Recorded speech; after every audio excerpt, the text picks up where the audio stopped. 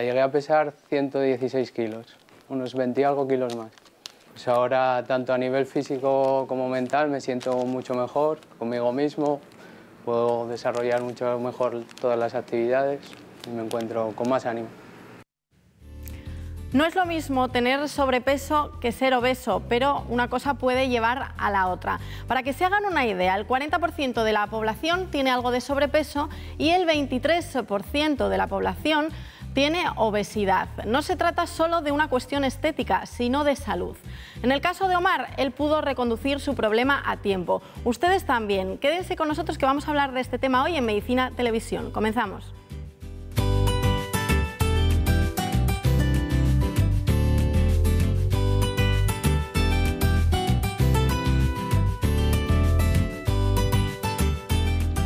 Yo creo que es debido a la falta de ejercicio, que cada vez hacemos menos, somos más sedentarios, estamos más tiempo viendo la televisión y en definitiva eso, y luego la alimentación, que cada vez es peor, es menos mediterránea, en definitiva más bien viene siendo eso.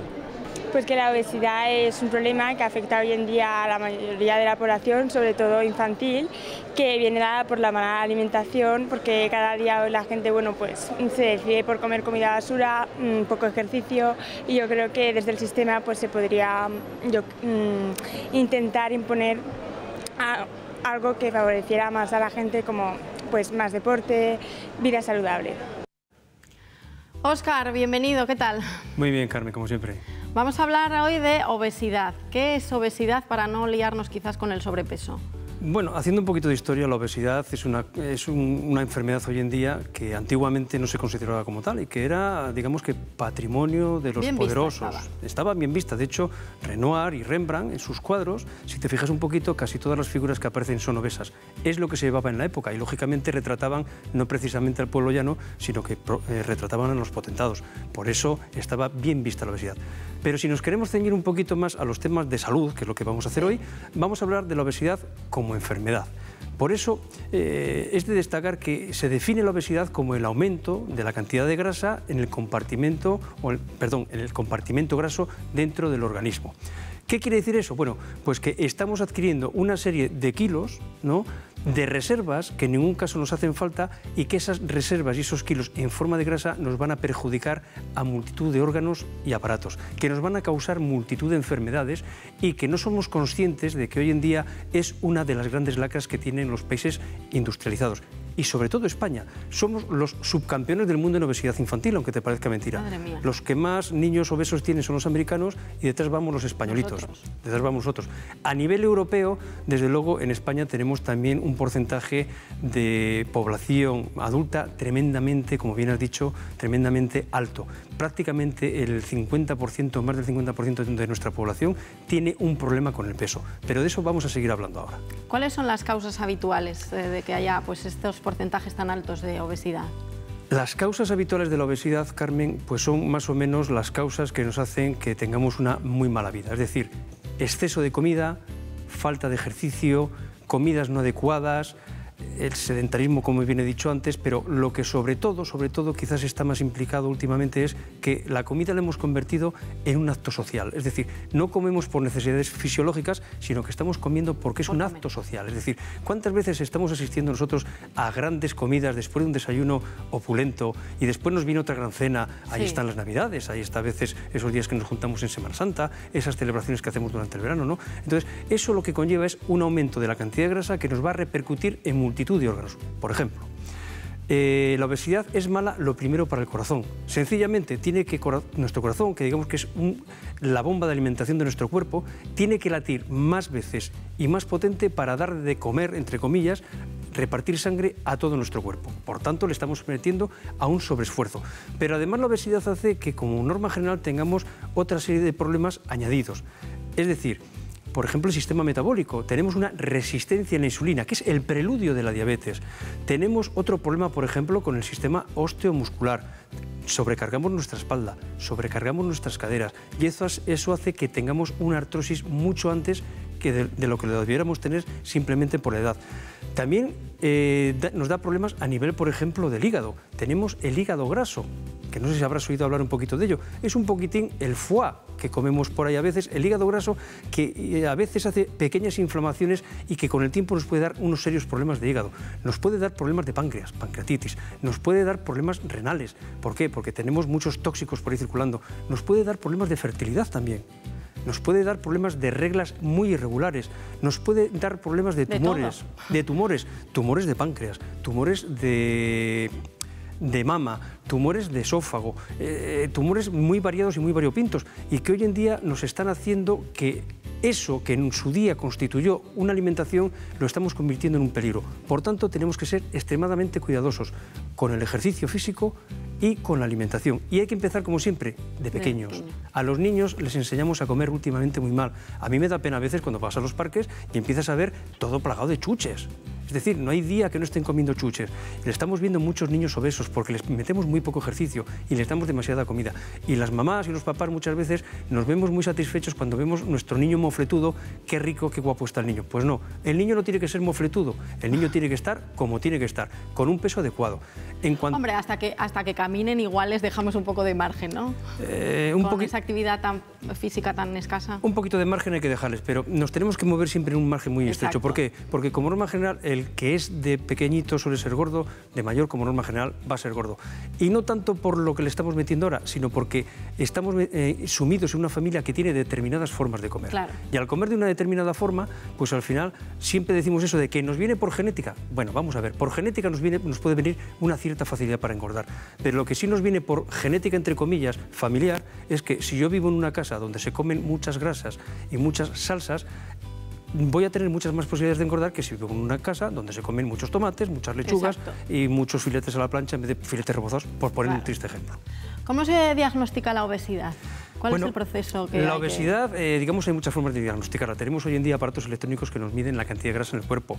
Incluso se pueden hacer escáneres de cuerpo entero para ver cuál es la cantidad de grasa. Pero como norma general hay un método muy sencillo para hacerlo, ¿no? Que es el método que más ha aprobado la OMS a fecha de hoy. Es el peso dividido entre la talla al cuadrado. Es decir, si yo peso 80 kilos y mido 1,80, quiere decir que estoy rayando el sobrepeso. Aunque parezca mentira, estoy rayando el sobrepeso. Con esto lo que quiero decir es que antiguamente, me acuerdo yo de las personas mayores cuando decían que hay que pesar lo que mides menos 10. Es verdad. Y para tallas medianas por ahí van los tiros. Es decir, para una persona que mide 1,80, aproximadamente su peso ideal está en 70 y algún kilos. Su peso ideal. ¿Qué ocurre, Carmen? Que tenemos una visión tremendamente deformada. Estamos tan acostumbrados a ver gente con sobrepeso y obesa que ya decimos que el normal es delgado, el que tiene sobrepeso es normal y el que tiene una obesidad moderada le estamos llamando con un poquitín entrado en carnes o un poquitín gordito. Y las cosas no son así. Tenemos realmente la vista totalmente deformada. Hay un poco de extremismo en esto también, ¿no? Porque luego hay modas de gente muy delgada, o sea que... Bueno, eso... Pero bueno, eso es ya entrar en otro tema. Eso es entrar en el tema básicamente de la moda, por las pantallas, las televisiones, los vestidos que quedan bien, que quedan mal. Pero aquí vamos a hablar del tema de salud. Por supuesto que los extremos siempre son malos. Es decir, tan malo es la delgadez extrema como la obesidad extrema. Exacto. Pero tan malo es lo que estamos alimentando ahora en exceso como el déficit de alimentación que tienen los países del tercer mundo. Fíjate, Carmen, qué curioso que los extremos siempre se tocan. Es decir, aquí nos mata el exceso de comida y allí les mata la falta de comida. Pues sí. ¿Qué te parece si vamos a ver ahora el testimonio de Omar, que lo veíamos al principio? Ha perdido 27 kilos en solo unos meses y solo ha necesitado una vida saludable. Así que si él ha podido, yo creo que todos podemos. Lo vamos a ver.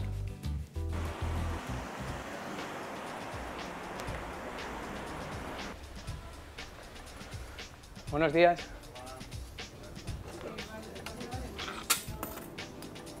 Permanezca quieto y erguido, midiendo su peso, midiendo su estatura.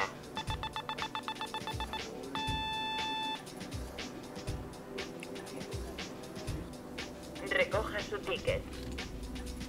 No olvide sus pertenencias. Omar, ¿qué tal? Hola, Ana. ¿Has venido a pesarte hoy? 91,4 me pareció ver, ¿no? 91,4. Hace unos meses la cosa era muy distinta. Era muy distinta. Llegué a pesar 116 kilos, unos 20 y algo kilos más. ¿Por qué decidiste empezar a cuidarte en aquel momento? Pues básicamente por mejorar mi salud. Yo he tenido problemas de rodilla y no podía permitirme estar con un peso tan alto. ¿Y tienes alguna foto donde se pueda apreciar claramente en la cara, en el pecho, en el torso, como tenía bastantes kilos. ¿Cómo te sientes ahora? Pues ahora, tanto a nivel físico como mental, me siento mucho mejor conmigo mismo, puedo desarrollar mucho mejor todas las actividades y me encuentro con más ánimo. Hasta luego. Antes de ponerme a dieta siempre utilizaba el coche para ir a todos los lados, el transporte público, pero a partir de ese momento pues decidí cambiar el chip y voy caminando a todos lados, intento practicar mucho más deporte, voy al gimnasio y como puedes ver aquí estamos en una tienda de ropa y claro, al perder tanto peso tuve que cambiar todo mi armario, por lo que también te sientes mucho mejor contigo mismo, usas menos tallas y poco a poco te vas encontrando mejor. ¿Cuántas tallas perdiste? Pues no te sé decir exactamente, pero seguramente unas 3 o 4 fácil. Es mucho más gratificante poderte poner otro tipo de tallas, ponerte otro tipo de ropa. Y antes de empezar la dieta, ¿hacías deporte? ¿Ibas al gimnasio? Yo siempre hice mucho deporte, lo que pasa que en mi caso fue un poco particular porque a raíz de una operación de rodilla pues tuve que parar un tiempo de hacer deporte. Y bueno, por mi constitución física, pues al no poder hacer deporte engordé bastante, dejé un poco de cuidarme, pero a partir del momento en el que el médico me permitió otra vez hacer deporte fue cuando volví a retomar los hábitos saludables. Pues el tema de la alimentación fue un cambio drástico. Me puse a dieta con un endocrino, empecé a comer saludablemente, 5 comidas al día, mucha fruta y verdura, carnes y pescados a la plancha, y eliminar todo tipo de dulces, fritos, vamos, lo que todos sabemos que es saludable. Bueno, Omar, ahora creo que te vas a hacer la compra. ¿Qué tienes previsto comer hoy? Nada, hoy una ensaladita y pollo a la plancha. Pues encantados, Omar. Hasta luego. Hasta luego. Óscar, de 116 kilos más o menos a 90, mide un 80. ¿Estaba en sobrepeso, en un simple sobrepeso o ya se trataba de obesidad? No, ¿Dónde está el límite? Está claro, estaba claramente en un sobrepeso moderado, rollando incluso un poquito ya a lo grave. Y con esa tremenda bajada de kilos, de 27 kilos, todavía no está en un normopeso, es decir, todavía no tiene su peso ideal, todavía está en un sobrepeso, obesidad moderada. Es decir, tiene que seguir todavía manteniendo. De hecho, por eso está todavía haciendo la dieta, que por cierto, como he dicho en alguna que otra ocasión, las dietas a mí no me acaban de convencer. Yo creo en los cambios de hábito, que Claro, es distinto. la gente habla quizás de dietas, Sí. pero porque cambia hábitos y hay ciertos alimentos que él reduce mucho y para ellos es dieta, ¿no? Sí, pero tenemos que tener claro que el problema de la obesidad no es un problema durante 6 meses que bajo una serie de kilos, Claro, ni durante un año. es siempre. El problema de la obesidad es que algo estoy haciendo mal en mi vida. Y ese algo, como norma general, es poco ejercicio y demasiada comida. Por tanto, no se trata de cambiar durante 6 meses algo, sino que hay que cambiar algo definitivamente. Y el algo definitivamente es que Omar, pues lógicamente tiene que seguir yendo al gimnasio y Omar, lógicamente, no es que tenga que andar con lechuga y filetitos a la plancha, pero lo que tiene que hacer es un cambio de hábitos de vida para que su comida sea mucho más adecuada de lo que era antes de empezar a hacer estas cosas. Vamos a ver ahora un vídeo de nuestra especialista en nutrición, de Cristina Martínez, que nos cuenta cómo tratar la obesidad.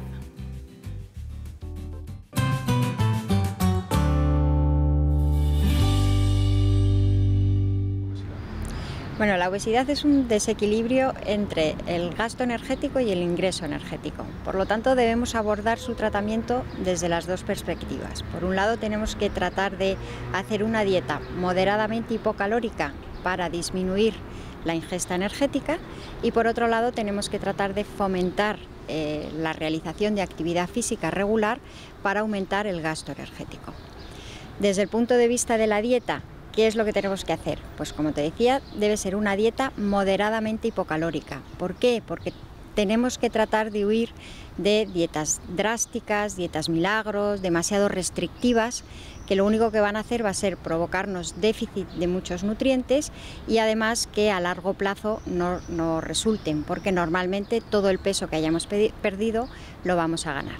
Bien, la dieta, aunque sea hipocalórica, tiene que seguir siendo equilibrada, es decir, debe mantener los mismos principios que la dieta de una persona que no estuviera en tratamiento para la obesidad. Eso significa que debemos seguir incluyendo hidratos de carbono, proteínas y lípidos. ¿Qué es lo que tenemos que hacer? Controlar un poco la ingesta de grasas. y especialmente la de grasas saturadas. ¿Cómo podemos conseguir disminuir la ingesta de grasas? Pues, por ejemplo, debemos sustituir los lácteos enteros por lácteos desnatados. Tenemos que tratar de evitar el consumo de carnes muy grasas, por ejemplo, embutidos, charcutería, carnes rojas, y utilizar en vez de estas, pues aves sin piel siempre, carnes magras como conejo, ternera, eliminando siempre la parte visible de la grasa. Por ejemplo, cuando hagamos un caldo, desgrasarlo, lo metemos en la nevera, esperamos a que se solidifique y eliminamos esa grasa. También debemos evitar, por ejemplo, el consumo de bollería y pastelería industrial. Tenemos que cuidar las técnicas culinarias, evitar la fritura, el rebozado, el empanado, que todo eso aumenta el valor calórico de los alimentos, y sustituirlo por técnicas más sencillas, como puede ser el vapor, el papillote, el horno, el microondas. A la hora, por ejemplo, de hacer aliños o condimentar las ensaladas, las verduras, etcétera, pues tratar de evitar salsas muy calóricas y utilizar siempre pues aceite de oliva, no en cantidades muy altas, y algunos otros aderezos como puede ser el vinagre, el limón, hierbas aromáticas, etcétera.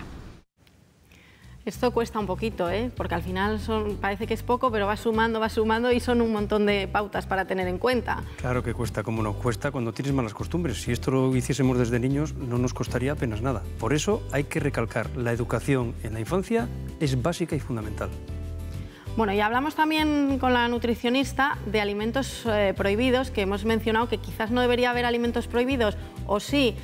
¿Vamos a salir de dudas?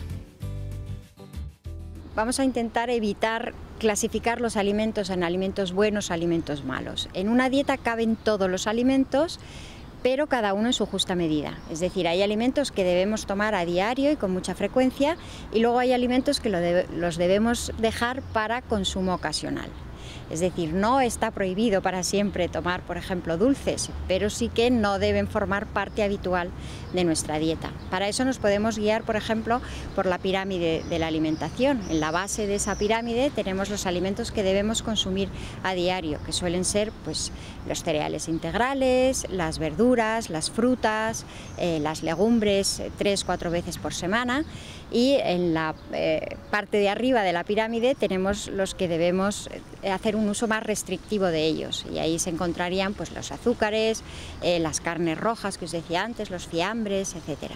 O sea, una de las cosas más importantes a la hora de planificar una dieta es personalizarla para cada uno. ¿Por qué? Pues porque cada persona somos un mundo. No hay nada que produzca más fracaso que le hagas a una persona hacer una dieta compuesta por alimentos que no le gusten, que no esté habituados a tomarlo, o que le plantees unos horarios que por su vida laboral o su vida familiar le resulte imposible seguir, con lo cual es muy importante que cada persona tenga una dieta ajustada a sus propias necesidades. Mencionaba Cristina eso de que las dietas quizás tienen que ser personalizadas, pensando en que hay gente que hay determinados alimentos. Ya sé que tu opinión es que hay que comer de todo en cantidades normales, pero que quizás haya personas que hay alimentos que no les gusten, que no estén acostumbrados o no lo sé. Por eso recalco que es fundamental la educación desde los niños, ¿no? Porque cuando una persona tiene unos determinados hábitos y una determinada cultura, cambiar esas formas con 40, 50, 60, 70 años es complicado. No nos olvidemos que luego, además, dentro de la obesidad podemos dividirla en dos pequeños subtipos para que nos hagamos una idea, que es la obesidad abdominal, que es decir, es la persona que tiene forma de manzana, y luego la obesidad un poquitín más generalizada, es decir, con forma más de pera, es decir, más que se pone por las nalgas, por los muslos. La obesidad abdominal es la realmente muy peligrosa. Tan es así que otra medida de la obesidad hoy en día se establece, y que está muy emparentado con el riesgo cardiovascular, es la medida del perímetro abdominal. Se dice que en los hombres, cuando uno coge una cinta de sastre o un metro, que es suficientemente flexible, y se mide por esta zona del abdomen aproximadamente el perímetro abdominal y sobrepasa los 102 centímetros, decimos que es un hombre que tiene un riesgo, síndrome metabólico. Algún día hablaremos de él, que es muy bonito. Y decimos que una mujer, esa misma medida, está en unos 88 centímetros. A partir de ahí empiezan los problemas. ¿Por qué? Porque, como bien he dicho, la obesidad central, la abdominal, está muy ligada a factores de riesgo cardiovascular. Bueno, pues lo de los 80 centímetros está bien. Pues 88. Vamos con margen. ¿Qué te parece bueno, y si no te parece bien, yo como sé que este tema da muchas dudas, tiene la gente muchísimas cuestiones que plantear, nos hemos ido a la calle y como sé que nos las vas a resolver, pues vamos con las preguntas.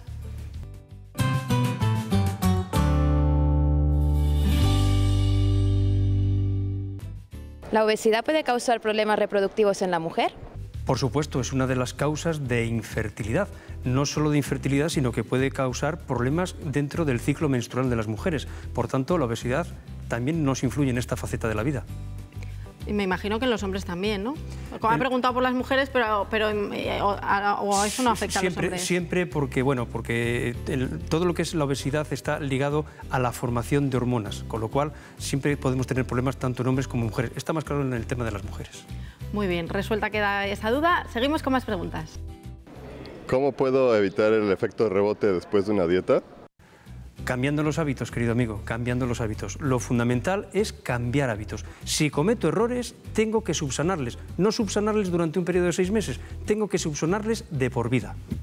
Es decir, lo que habías dicho tú, no se trata de hacer dieta, simplemente cambiar los hábitos y ya para siempre, nunca se dejan. Hay que cambiar los hábitos, la forma de comer y el ejercicio que hacemos. Pues esto también lo tenemos muy claro. Seguimos con más preguntas. ¿Es recomendable la cirugía si soy obeso? La cirugía en muchas ocasiones es imprescindible cuando uno es obeso y llega a unos límites donde, digamos, se está jugando uno ya la vida, no la estética. Yo creo, y es una opinión muy particular, Carmen, que yo creo que la cirugía pasará a los anales de la historia de la medicina como una de esas barbaridades que siempre tenemos todos dentro de nuestras ciencias, ¿no?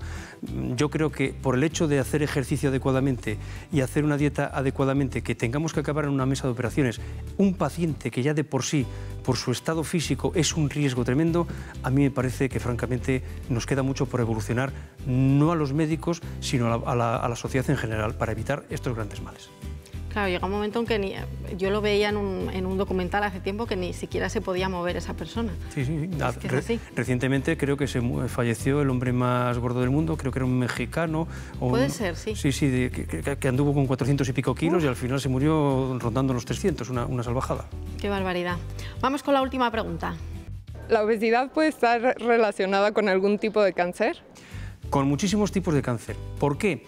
Bueno, uno, porque altera el normal funcionamiento de nuestro organismo. Y dos, porque dentro de la materia grasa se acumulan una cantidad ingente de contaminantes, los fenoles, etcétera, etcétera. Y se acumulan. Por tanto, si yo tengo un tejido que es más que tiene más capacidad para absorber ese tipo de contaminantes y ese tipo de contaminantes en un futuro, antes o después, me pueden desarrollar mutaciones genéticas y cánceres, desde luego la obesidad está relacionada con multitud de cánceres. Por ejemplo, en la mujer con el cáncer de mama, por ejemplo, con el cáncer de páncreas, ciertos cánceres de esófago. Es decir, hay que tener muchísimo cuidado, que no es solo un tema estético. Vamos con el resumen, ese te toca a ti hacerlo, con el resumen para evitar la obesidad y el sobrepeso. Bueno, pues una vez más llegamos a estas alturas y vamos a dar unas reglas muy básicas, muy básicas. Lo primero, elija los alimentos con poca grasa y azúcar, es fundamental. Coma sentado, eso de comer deprisa de pie no es nada saludable. Despacio, mastique pero muy requete bien los alimentos. Entre bocado y bocado, procure dejarlos cubiertos en la mesa. Parece que no, pero eso ayuda. Otro pequeño truco es que utilice platos grandes. Comemos a veces con el ojo y cuando vemos plato grande y poca cantidad, igual es mejor poner el plato pequeño porque parece que comemos más. Disminuya el consumo de carnes rojas y desde luego aumente el de pescado. Son muy buenos los pescados azules, aunque tienen un poquito más de grasa, es una grasa muy saludable. Y luego, no se le olvide que el consumo de verduras y hortalizas es fundamental. Y como siempre decimos, 5 piezas de fruta al día mínimo. Que se queda todo en buena alimentación, ¿no? Buenos hábitos. Eso es, como dijo un famoso endocrinólogo español, pues lo que hay que hacer es andar mucho más y comer mucho menos. Y con eso arreglamos el gran problema de la obesidad, pero hay que hacerlo. Cambiamos ahora de asunto, nos vamos con primeros auxilios y vamos a ver qué hacer en caso de pequeños traumatismos.